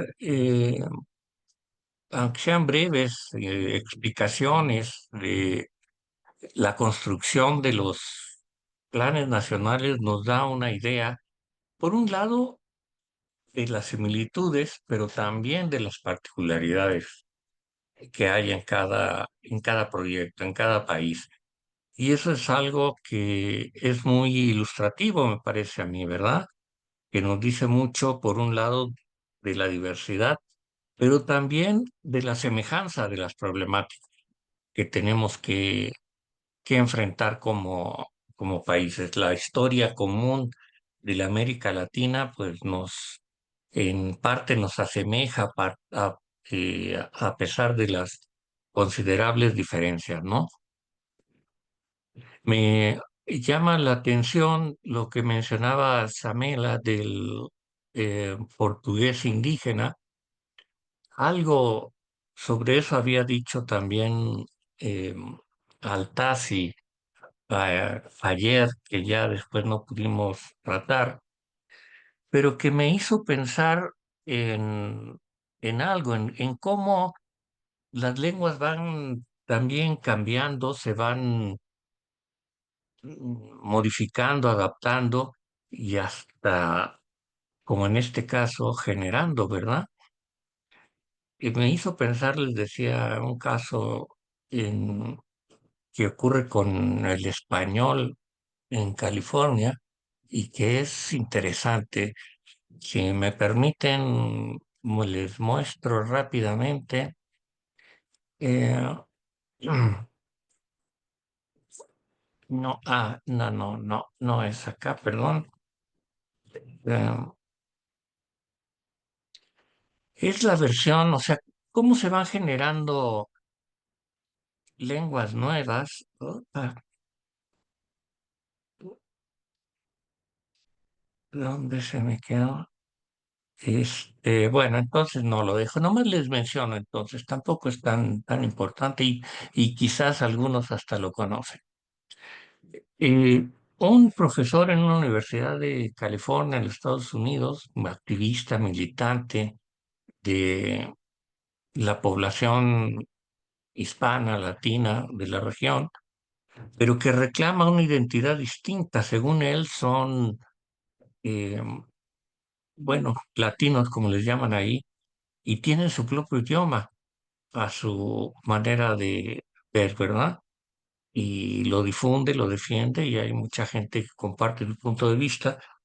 Dicen que lo que hablan no es ni inglés ni es español. Y entonces, como muestra de eso, bueno, él inició y creo que ya han concluido la traducción del Quijote al modo de hablar de la población latina en los Estados Unidos. Si buscan el Quijote en Spanglish, ahí lo pueden ver y de acuerdo con eso sería una lengua nueva, ¿verdad? Me parece que sería algo como el, el portugués indígena, es decir, una variedad distinta que reclama su identidad propia. Hay algunos indígenas acá también que expresamente mantienen formas de pronunciación y de habla asociadas al habla indígena también. Y aunque pueden pronunciar, digamos, en el español eh, oficial o estándar, prefieren hablar así. Por ejemplo, dicen fuerte por en lugar de fuerte y otras cosas, ¿verdad? Bueno, en fin, me llamó la atención y es un reclamo que me parece muy interesante en diferentes dimensiones en las otras ciudades. Quisiera terminar este módulo diciendo que en realidad la política del lenguaje e incluso estos planteamientos que hemos visto, pues muy técnicos y en un lenguaje, pues inevitablemente algo burocrático, ¿verdad? Se puede reducir considerablemente o ponerlo en un nivel mucho más sencillo. Y quisiera aprovechar un muy chiquito texto de una lingüista intelectual indígena mexicana que creo que recoge muy bien, a mi modo de ver, lo que es la política del lenguaje en palabras muy sencillas y, y muy bonitas. Voy a compartir con ustedes, creo que es esto, espero que sí.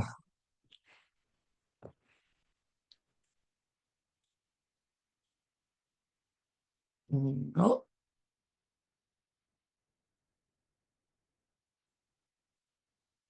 ay, de nuevo disculpen mi lentitud para moverme en estos. Ay, estoy perdido, ya no los veo.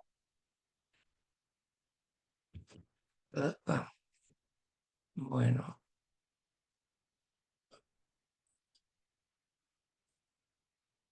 tengo un montón de hojas abiertas, menos la que quiero abrir.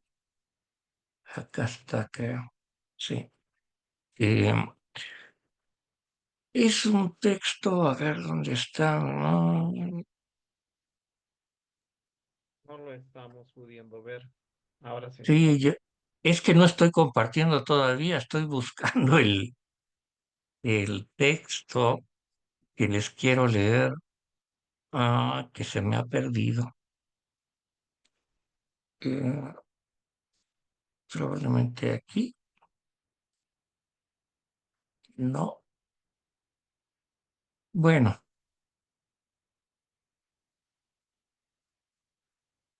ay, es que sí era para mí importante para ver. Bueno, vamos a hacerlo aquí. No es lo ideal. Este,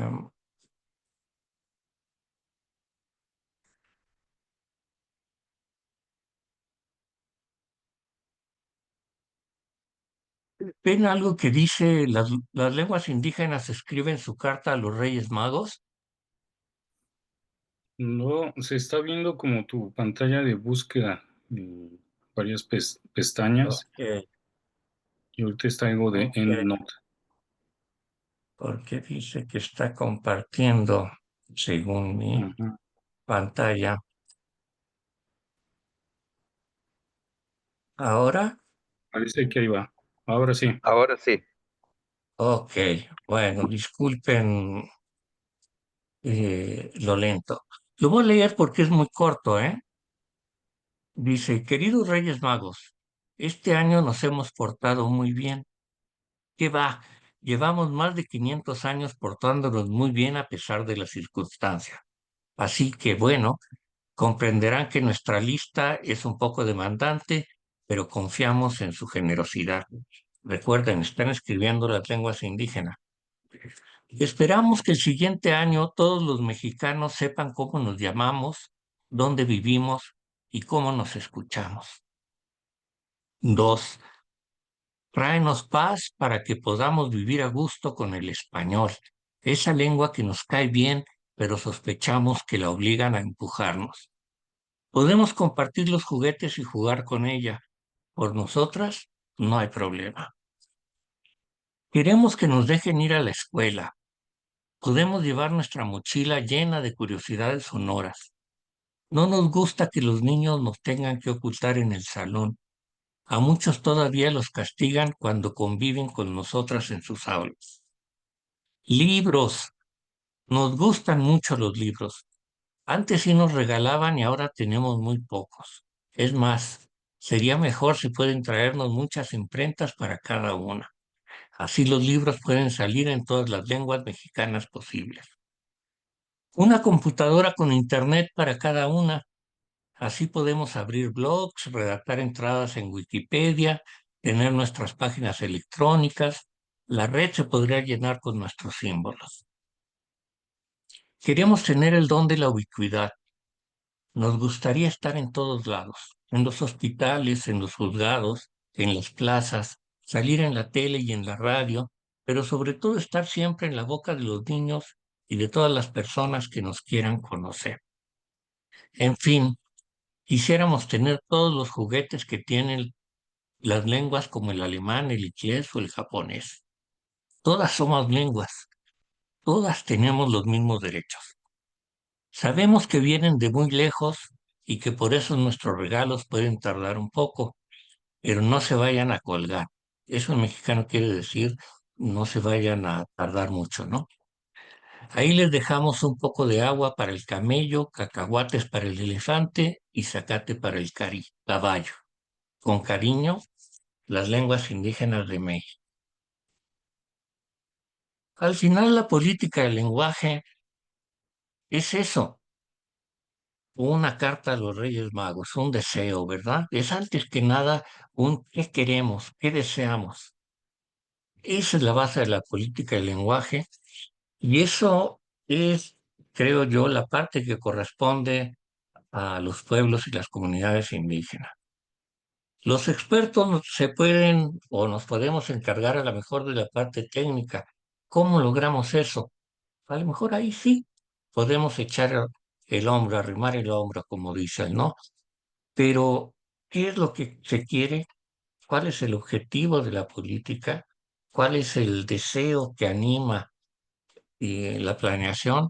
Ahí nadie puede sustituir a los deseos de los pueblos o como pone Yarnaya Aguilar, eh, eh, la carta de las lenguas a los Reyes Magos, ¿no? Y al final de cuentas es eso, yo creo que lo que anima o por lo menos como yo lo veo, ¿verdad? Es así de sencillo, casi como un deseo infantil para las lenguas y la cuestión es cómo lo logramos. Y por lo que acabamos de ver, los planes nacionales de desarrollo o la experiencia que se ha acumulado, pues ya tiene mucho de eso, ¿verdad? Y pues va a ser, o sea, estamos en camino, creo, de avanzar un poco más. Ojalá que al fin del decenio veamos resultados em, pues alentadores. Bueno, de mi parte concluiría, con esto concluiríamos pues la parte del módulo 1 con la recomendación de compartir y leer los planes nacionales que tenemos para pues profundizar mejor, conocer mejor y enriquecer, intercambiar eh, con las experiencias de cada lugar. Y también una sugerencia que a lo mejor ya le hicieron, ¿no? Y no sé si todos ustedes tienen los datos de todos los demás. Yo creo que esta es una excelente oportunidad para intercambiar datos, direcciones para posibles intercambios y contactos posteriores, ¿no? lo que en inglés llaman, o sea, para hacer redes de intercambio, de apoyo y demás, yo creo que podría ser útil. Si no lo han hecho, a lo mejor Daniel nos puede ayudar para compartir los datos de contacto de cada quien entre todos y puede ser la base para una interesante red latinoamericana en este campo, ¿no? Es decir, pues lo que sea. Cada quien tendrá necesidad, pero así pueden saber a quién referirse en Venezuela, ¿verdad? Con Víctor, o en Brasil, o en fin, en los demás países, ¿no? Bueno, este, ¿algún comentario? Si hay algún comentario rapidito sobre algo, si no, pues creo que aquí estaríamos terminando. Bueno, pues entonces, mucha suerte en lo que resta del diplomado y pues por ahí nos estaremos viendo y escuchando a lo mejor en algún momento. Fernando, no sé si está Marta y Thaís por ahí, a ver si se pueden quedar 5 minutitos antes de que Daniel nos cierre. Bien, Muchas gracias, y Ernesto, nos por quedamos. este primer módulo y seguro que vamos a invitarte a regresar en el transcurso del diplomado todavía que tiene 2 meses más por delante. Un abrazo. Gracias. Bueno, entonces, Marta, Fernando y Altaz, si están por ahí, nos quedamos 5 minutitos más, me hacen favor. Daniel también, Daniel también que se